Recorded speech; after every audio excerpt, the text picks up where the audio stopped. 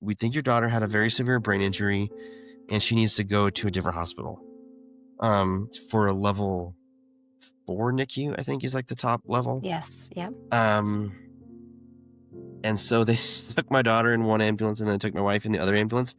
And then I had to go down to the valet to get my Oh, car.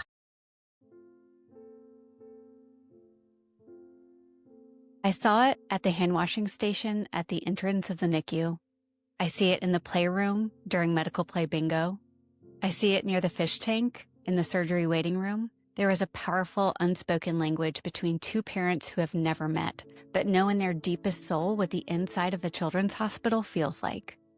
It is joy and it is grief. It is love and it is fear. It is miracles and it is loss. This podcast exists to tell these stories. I'm Katie Taylor, a very proud child life specialist, and it is my honor to be your host of Inside the Children's Hospital. Hello, my friends. I'm so happy to be with you. If you're new here, this podcast is all about sharing real stories from parents and caregivers, stories that help us understand what it's really like to navigate the healthcare system, to advocate for our kids, and find ways to cope along the way. Today's conversation is one I've been looking so forward to. I am the biggest fan of Brady. You'll be hearing from him. He is a dad whose life changed in an instant when his daughter was born and was quickly transferred to the NICU after experiencing a very significant brain injury called HIE. What began as a normal pregnancy turned into an emergency C-section, a whirlwind of medical decisions, and a diagnosis that would shape their future. In our conversation today, Brady talks about the surreal experience of watching everything unfold so quickly right after birth. But then we also move into something that's really powerful, and that's now how years later, he's navigated both grief and joy at the same time, and how that duality has shaped the way he shows up as a dad and now as an entrepreneur. Brady has turned his lived experience into action. He's created a diaper company called Youth Cruise, designed to bring dignity, style, and representation to kids with disabilities. It's such a powerful reminder that parents don't just adapt, they innovate, they advocate, and they build what doesn't exist yet. So as you listen, I hope you take away that there is no right way to walk through a medical journey with your child, but there are ways to find connection and purpose and to keep moving forward, even when things don't look the way you expected. Okay, let's get into Brady's story. Well, Brady, I'm fangirling right now because your face keeps popping up on my social media. It makes me so happy every time I see you, even though I know you probably don't love that part of your job right now. But I'm going to do a little backstory because you and I met a few years ago when you were working at another company. And it's not so often that I feel like in these kind of like company calls that you feel like you really get to know someone, but I 1,000% feel like I got to know you. I feel like you were sitting in the same office. Your daughter was right next to you. You introduced me to her. And so ever since then, I've just been rooting for you, whether it was your last organization or Youth Cruise and what you're doing now. But give us the cliff notes to who Brady is, a little bit about you and yourself and your family and what you're up to. Oh gosh. Thank you. That's very kind. Well, I'm Brady. Um, I was born and raised in a town called Fort Collins, Colorado. Met my wife in Boulder at University of Colorado. And then we lived in San Francisco for 6.5 years and worked at like startups and had very cool experience being young and childless and just Yeah. enjoying life and not realizing how easy and wonderful things were. And then we moved back home to have kids. And then in 2020, our oldest was born.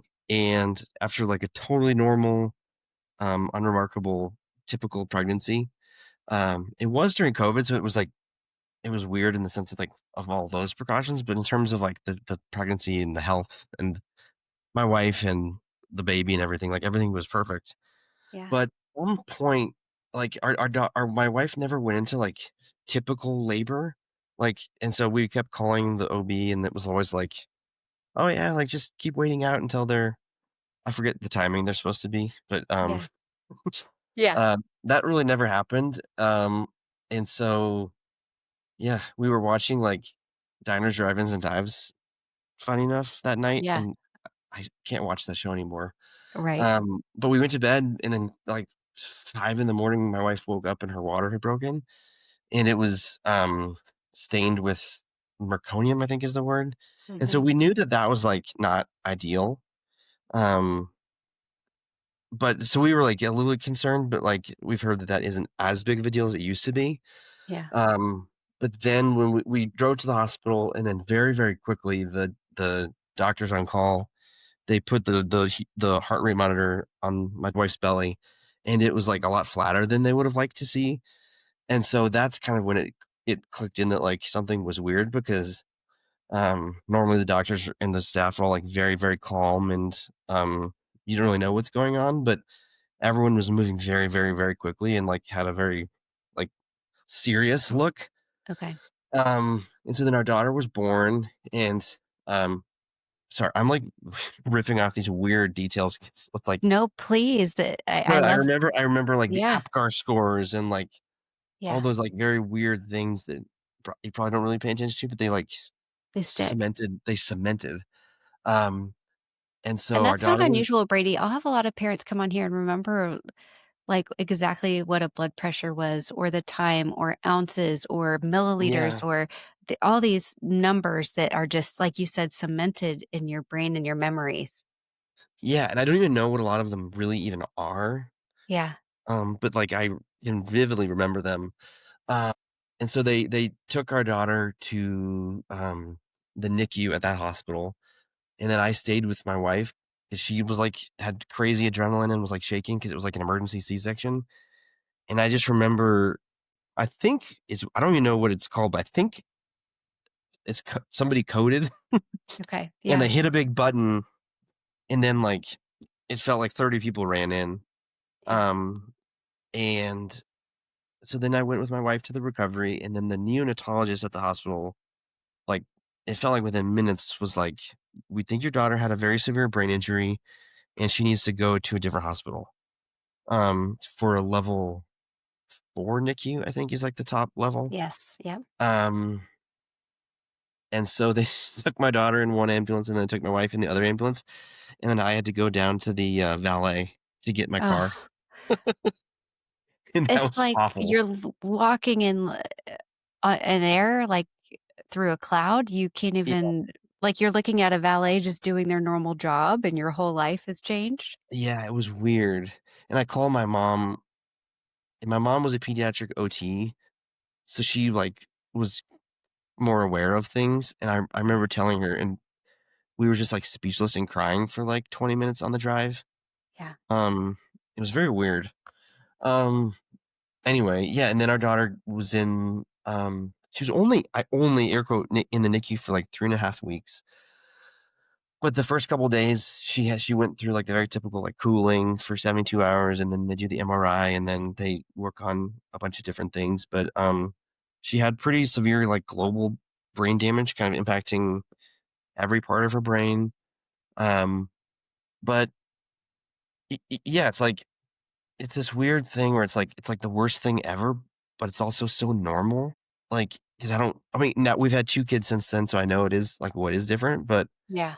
like, for our oldest, it was, like, just kind of what happened, and so it's this weird, like, existence of, like I talk about it a little bit, but, like, kind of, like, grieving, but also being very happy. Like, Mhm.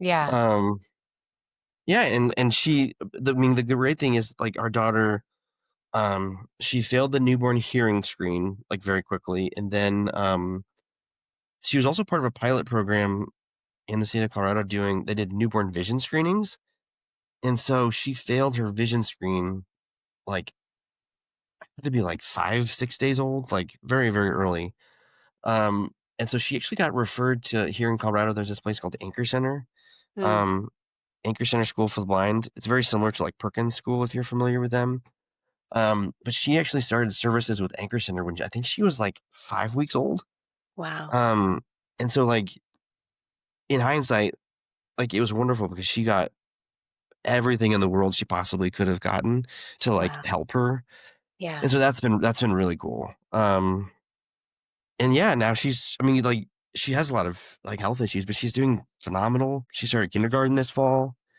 and Kindergarten, her the big teacher is, like milestone. Yeah. Her teacher is, like, incredible. Um, our daughter wears diapers, and the teacher, there's, like, a little, like, area in the back of the room where there's, like, a it's like a bathroom, but there she put up a curtain in front, and then there's, like, a file cabinet system that's, like, built in, and the Yeah. teacher made that, like, a diaper changing area, and then she found out our daughter had CVI, so she put up, like, sparkles and, like, different Wow. textures and things, and so that's been unbelievable. Oh, Um, to, she like, got show him people showing up from the community that you may not have uh, expected.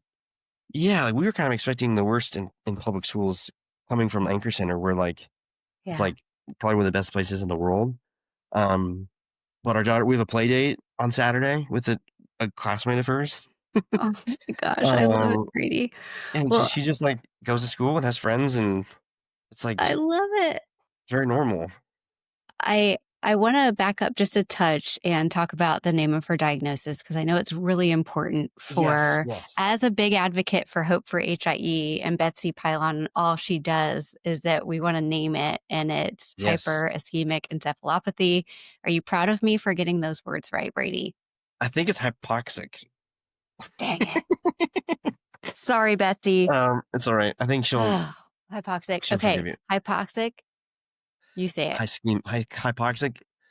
Well, I always hear ischemic or ischemic, depending on, Uh-huh. like I feel like doctors say, like, ischemic, I don't know. Yeah, yeah, yeah. It's blood flow and oxygen into the brain.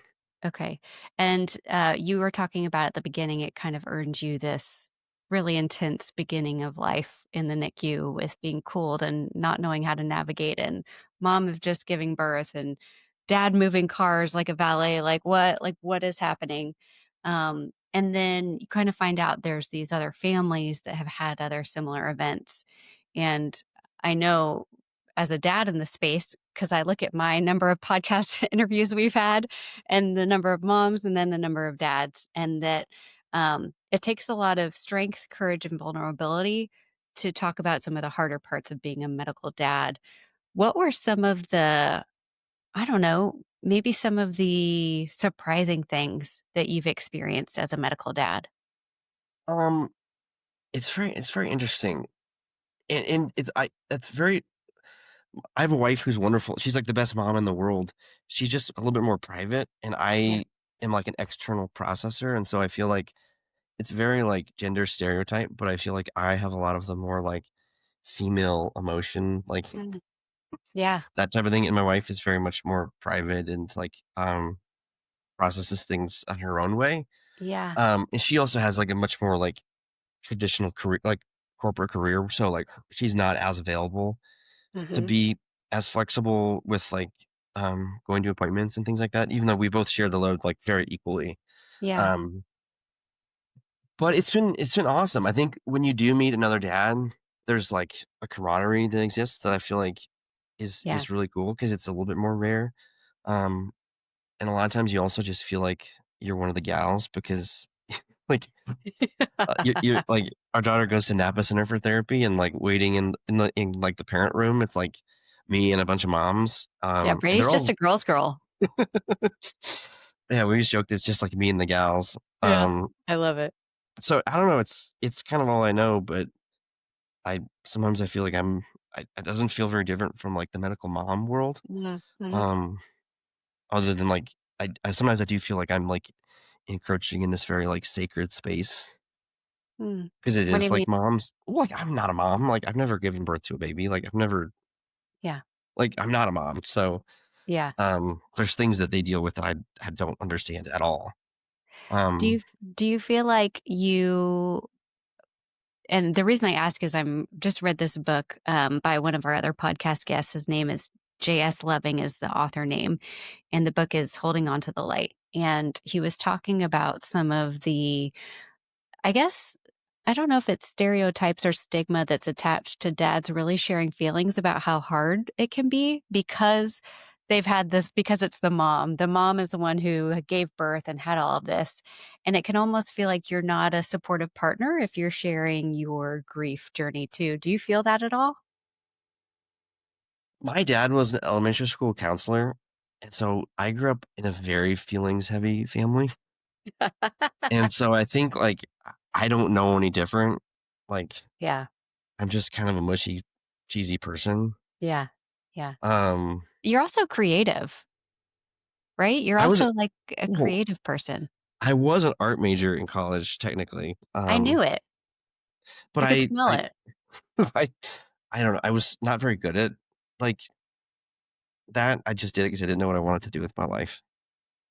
When we met a few years ago and you were in another job, there was like something inside of you that wanted to do something.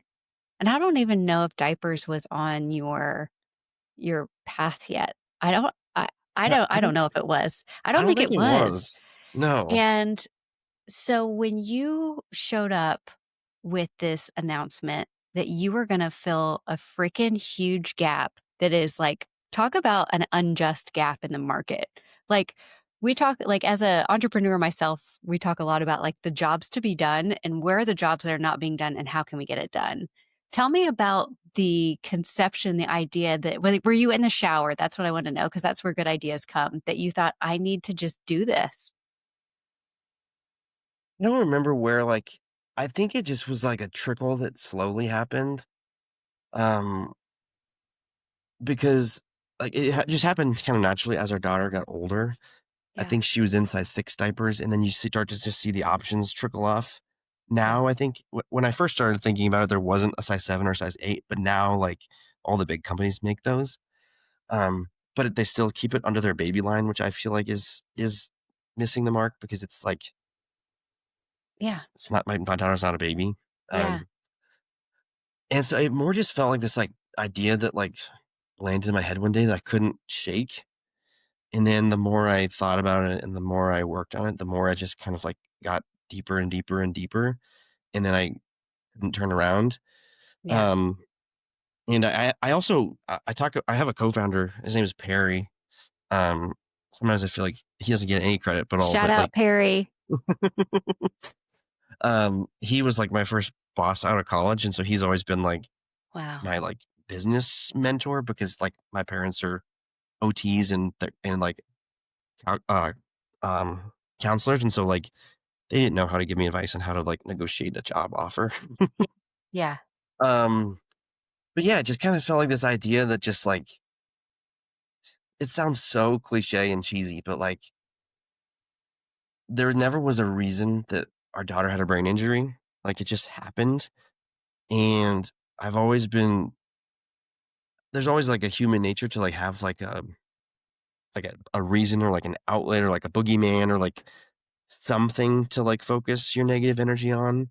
And I Yeah. never had that because there wasn't any reason. Like, our daughter got great care, there was no negligence, there was nothing, Yeah. like, happened, it just did. And so I think in hindsight, like, diapers just kind of became something that made me mad, Mhm. and I was, like, naive enough to think, like, "Oh, I can fix this." Mhm. Which, um, it's been a big undertaking, and I definitely don't have it figured out, but, No, um not so naive because you're doing it. You're I think there's a misconception that when you look at youth crews, like, your branding, your message, your ads are so good that it's like this big corporate company. No, people don't believe that it's Brady and Perry, like, sweating it out and making it happen. Yeah. Yeah, it is just me and Perry right now, yeah, it's I don't know what to say. Yeah, it's been really rewarding, really challenging. Um, yeah, it's been really wild. I still sometimes can't believe it, to be totally honest. What was it like the first time you put a youth crew's diaper on her? It was it was like, well, it was like a lot less like fanfare than I thought I would feel because I'd been working on it for so long. It just was like it felt more like okay. Yeah. Um, but now like they're in her room and like I see them all the time. I'm kind of like, oh, this is cool. Yeah. Yeah. That's So I cool. think it was less cool the first time, and it's more cool, like, over time that now it's just, like, part of her routine. Yeah. I don't know. I know you obviously through Youth Cruise, and then I know Ryan Sheedy of Me Joe. And I love seeing dads out there like building resources and filling gaps. and making it happen. What are some other things that are happening in the medical dad community that Oh gosh. outsiders may not know about? Well, I think also just shout out to Ryan Sheedy. Shout out to Ryan Sheedy's wife because I feel like the reason that he and I can both do this is because we both have really strong wives who Mm, have like his wife is like a big shot. yeah, Um, we and love it. so I think that's like it gives us the freedom to like take risks like Yeah. that. I don't us dads are like really bad at like doing things in real life. Okay. Um, I don't know. I I think we're a lot more vulnerable than people think we are. Um, Sometimes I show my wife some conversations. There's like a dads group for the Hope for HIE Facebook community. And like the dads are like sharing things that my wife is like, wow, like I wouldn't think a dad would talk about that. Yeah. Because in like a lot of the moms groups, it's like more surface level Mm, that I've seen. I yeah. know that they're also very vulnerable, but I think I Yeah. don't know. Um, there's I don't know. Do you guys know Evan Rosenblum? Um, I don't know if I he has do. a podcast called Purpose, Driven by Purpose. Okay. His daughter was born with cerebral palsy and has a few other issues. Um, he also used to work at a big news agency in California.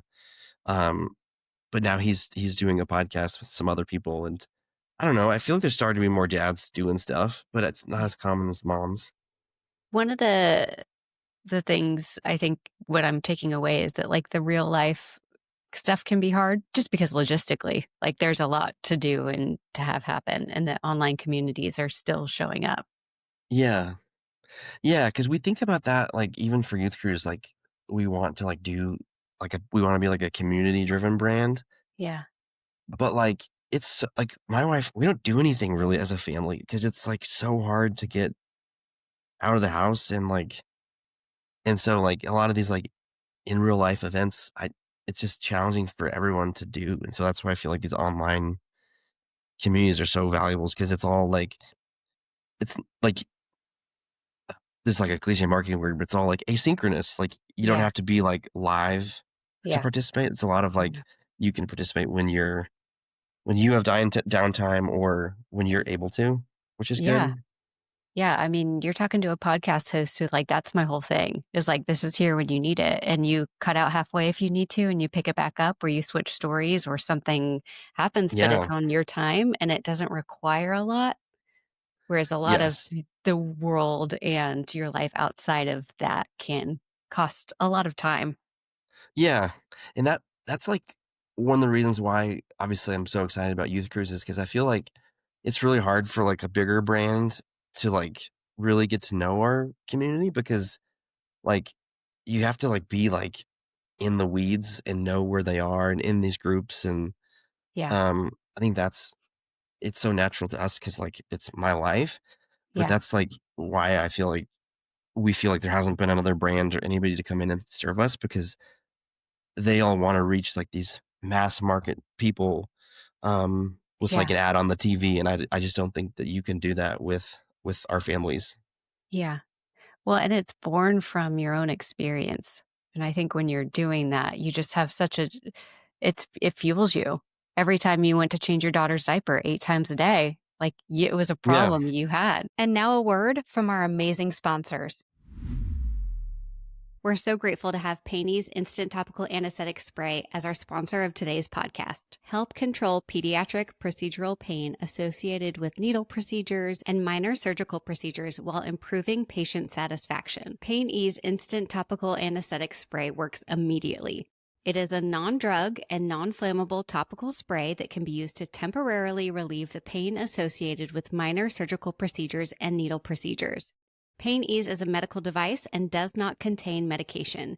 It can be a safe and effective alternative for lidocaine injections when used to temporarily control pain associated with immunizations, IV starts, blood draws, foreign body removals, and suturing or suture removal, to name a few.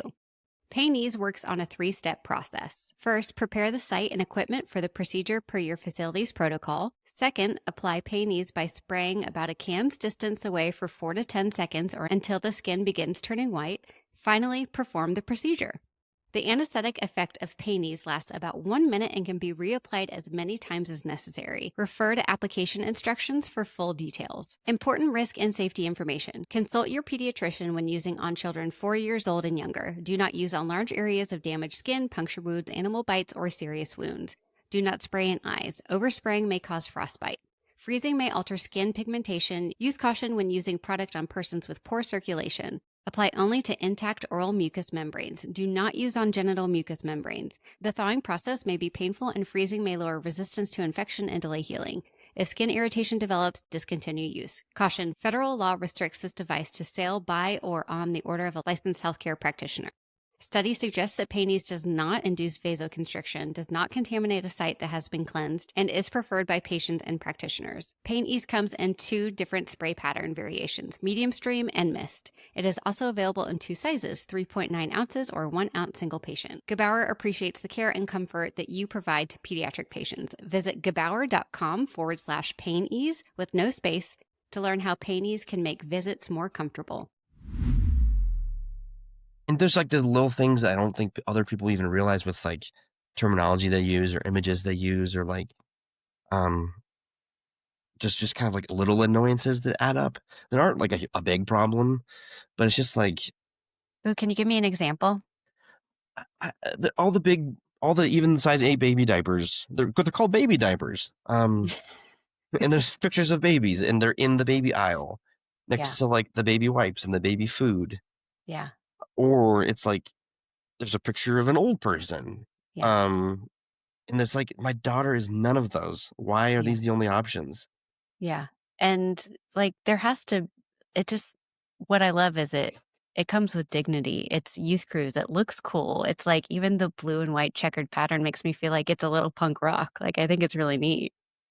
Well, Youth Crew is actually a punk rock movement from New York in the 90s. That's why we No chose the way. name. Yeah. That's awesome. I totally thought it was because it was like a crew fit of an underwear. No, well, that's one of the those were like that was one of the reasons, but it's Youth Crew. This is way into the weeds, but there's like a band called Minor Threat. Now I don't Um, know. it's like hardcore punk rock. Okay. Um, Do they know about this? Do they know that they're the inspiration? I don't think so. I don't know if I want them to know because, Okay. Let's play it well, like, cool. well, I wouldn't want to be like, oh, this diaper brand. Like, I don't know. I've seen one person on social say like, oh, like, do you like hardcore music? And I was like, yeah. Yes, actually I do. Um, Because you've got the rocker sign with it too, but also the I love you. yes. Well, so do you know what? That's another deep cut. Is or do you know what like a battle jacket is? Or like Uh, the punk rock people, they have like jean jackets or leather jackets, and then they have like patches all over. okay. All of our illustrations were meant to be like those patches, but obviously like not like if you're like a 35-year-old mom in Ohio, you're not like gonna want to wear like a punk rock jacket. So we tried to make it like No, more family friendly. you don't know Brady. Maybe they do. Uh, Yeah, if you guys want, I yeah, have more punk rock, please let me know. yes, yes. I wanna take full advantage of having I mean, just oh, it's so cool. Like, I'm an entrepreneur, but you're an entrepreneur. You're a product entrepreneur who saw a gap, you made it happen. What do you wanna tell because I can imagine that people listening to this, especially if they're medical parents, may have had this same like, "Oh god, I wish I could fix XYZ." What would you tell them about the balance of doing this, about the risks of doing it, and what you've learned along the way? Um, I don't feel like an entrepreneur. I just feel like it's like this thing that landed in my lap, and I just was like destined to. I don't know. It's so cheesy and cliche, but Yeah. like I really do feel like it was just like this. This sounds so cheesy, but like I'm a vessel of just like Yeah. trying to figure this out. If other parents have that thought, then you just got to do it. Like I am not smart or exceptional or any of those things. It's just like I had this idea that I wouldn't let go away, and I think it's persistence of just trying to keep going and keep going and keep going. Yeah. And also like find people that are good at things that you're not good at. Like, um, I'm not the most organized person in the world, and Perry is very organized. Yeah.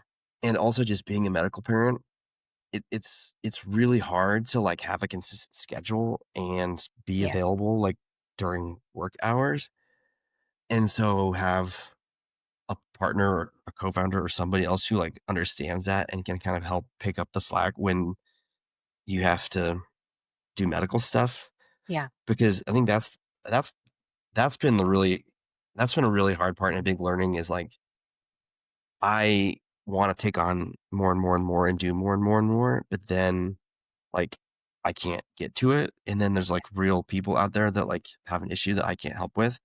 It's Yeah. not because I don't want to, but just because I have to, like, help my daughter, Yeah. and so um, it's like the it's like the availability is, like, trying to figure out, like, how to actually do stuff in the limited amount of time that you have. Yeah. Especially in a 'Cause consumer market where people just feel very, very entitled. our customers don't, they're so nice. Oh, that's amazing.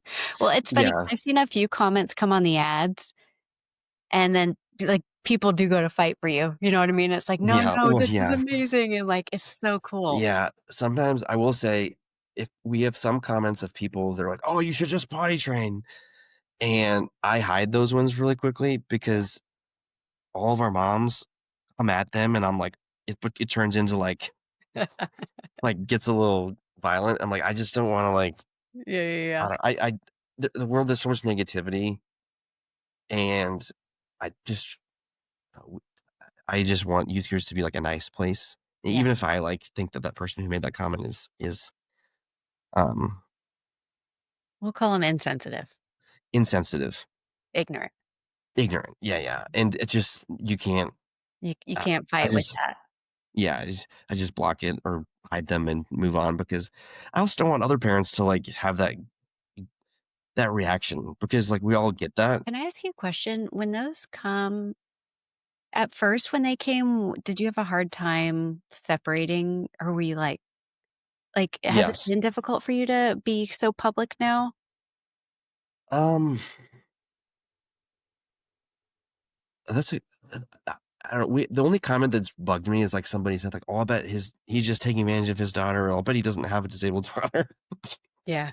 But I've learned to just, like, block it and not let them have any of Yeah. your No emotional airtime. Mhm. like, it's, like, not worth Yeah. it's just not worth it, and, like, don't give them any power over your Yeah. emotional state because it's, like, they're just a random person who probably they probably are upset with their life. Yes. It's almost certain that that's the case, but thank you for sharing that because it is okay to just block and delete and ignore when you're Yes. sharing something that's personal to you or something you care about. It's not meant for the entire world to agree with. Yeah.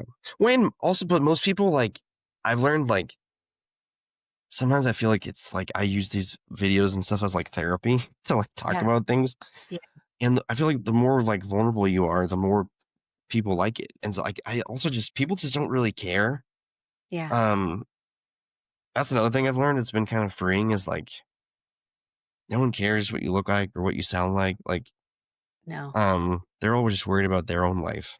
You had the most beautiful story recently where you talked about an interaction on, I think it was the playground with your daughter and another child who came up. Yeah. And I could just feel it and it resonated and it was you, Brady. And I'm sure that wasn't easy to put together and get out there. But yeah, I hope like that was such a beautiful story. Do you mind sharing it here? Yeah,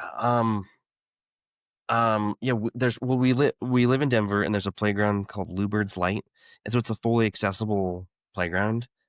So there's, like, a fair amount of kids with disabilities there, like, on any normal day, but there's this little girl who came out to our daughter, and, our daughter was, like, really tired that day, and she, like, wasn't really in the mood to, like, be super social, Yeah. but this girl came up and was like, "Why do you have a wheelchair?" And her dad or, like, her she looked at her dad and said, "Why does she have a wheelchair?" And her dad's like, "I don't know, you should ask her."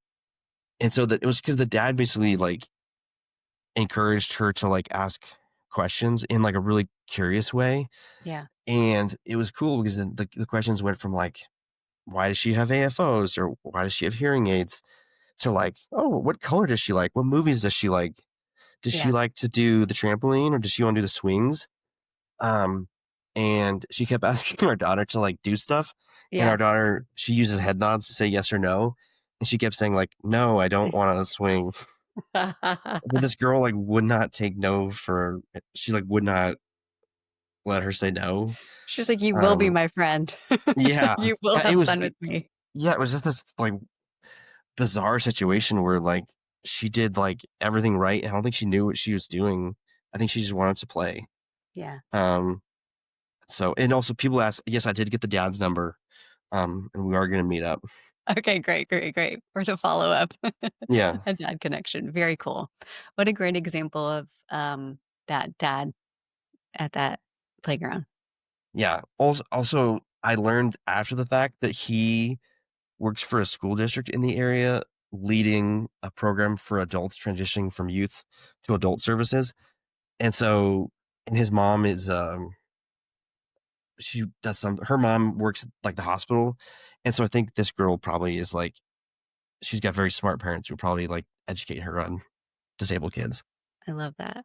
I thought it was just like it wasn't just like some random person, but I only learned that after the fact. But then I was like, oh, that's why Yes, it was she such a has nice great experience. models. Yeah. Mhm. Brady, what's your dream for a youth cruise? And how can someone who's listening to this podcast support youth cruise and like spread the message of what you're doing? Oh gosh. I mean, I think the dream for youth cruise is like, um, we've all been in the hospital and we see those like nameless brands of just like widgets that have Yeah. purpose that have no real like value other than like they are meant to do XYZ.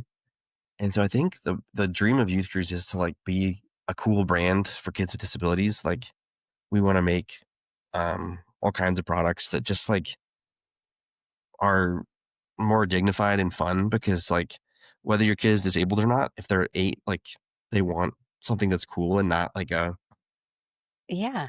a white sterile like medical product. Right. And I think all of our parents, we're all like millennials too, and we want like to feel good about the brands too. Like no one feels good about just having like your kid's bedroom feel like a hospital room. Absolutely. Well, okay, so what can we do to support you? Buy Youth Cruise, right? If we're looking for those diapers, spread the message, like, follow, what else? um our size 10 will be back in stock tomorrow.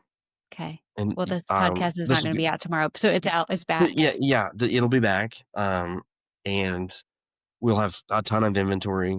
So we don't see any shortages coming up unless it like sells crazy. Um, yeah, I think we always want people to start with, we call it a sizing pack because it's a lot easier to justify $10 than $100. Yeah. Um, to even determine if it works or not. The worst thing is like when somebody buys the size and it doesn't work. Yeah. Like, that sucks because I feel that too. Yeah. Um, 'Cause Yeah.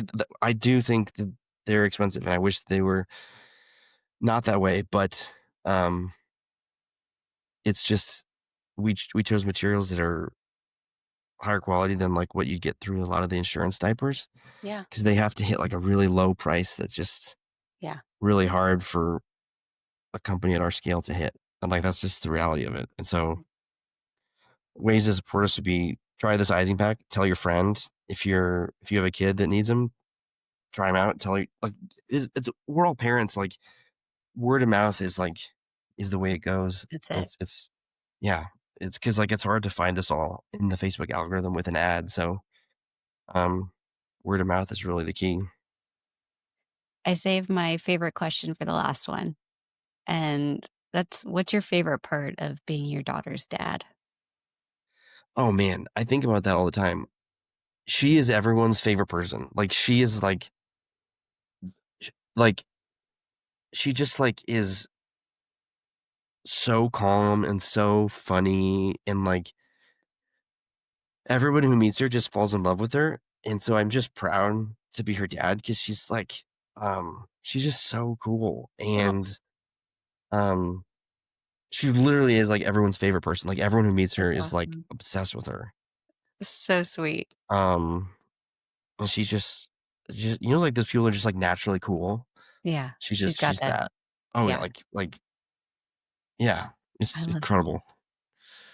Uh, Well, thank you for your time today. Thank you for dreaming big and going for it, taking huge risks and big swings and doing a bunch of scary stuff that like probably gives you little heart palpitations all the time.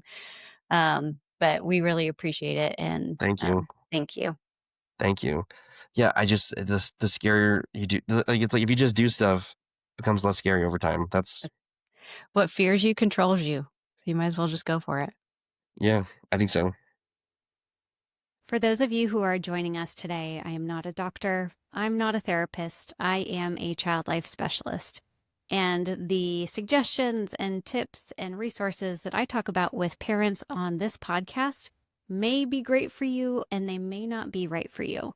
So, the most important person you can talk to about getting support is your care team, your doctor who knows your story and your child's story. So, regardless of maybe what I mention or what other families mention here, we're not licensed therapists, we're not doctors. We're having a conversation about what the parenting journey has been like. So, please keep that in mind as you listen today.